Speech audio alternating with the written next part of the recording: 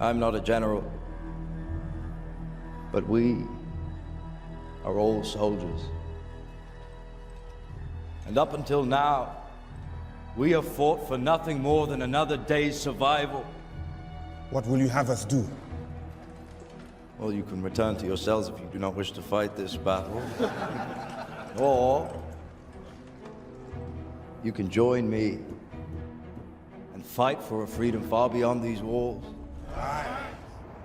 Get flicked. Welcome to Flick the Script Podcast, episode 8. My name is Derek Mitchell.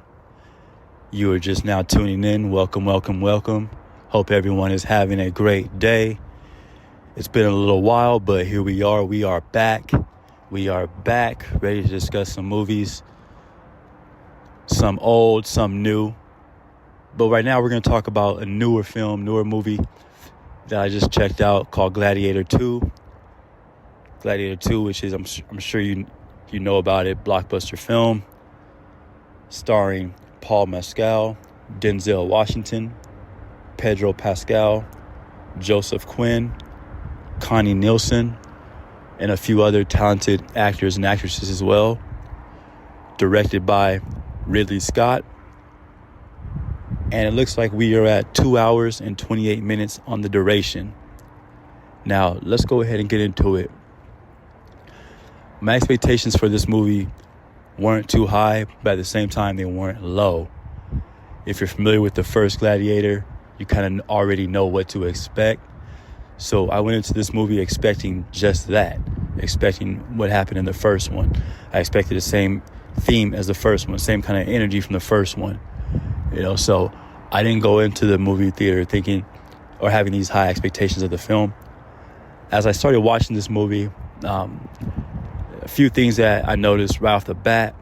There was one thing that I didn't really enjoy, and it was the opening battle scene where they use CGI. And I feel like a lot of times when production companies use CGI and everything in these movies, it's either going to really hit or it's going to really miss. And with this one, it just really missed. And it was like, I didn't really enjoy that. It just didn't really, it kind of ruined the opening scene for me a bit.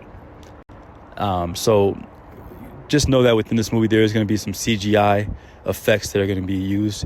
So just look out for that. And that's just kind of one of the takeaways that I didn't like in this movie. The main character of this movie is Lucius, played by Paul Mescal. His role does tie into the first one. Just to give you a heads up, as far as the story goes, it does tie into the first one. I don't want to spoil anything for you guys, but basically what he's doing is he's avenging his country being overthrown by Rome.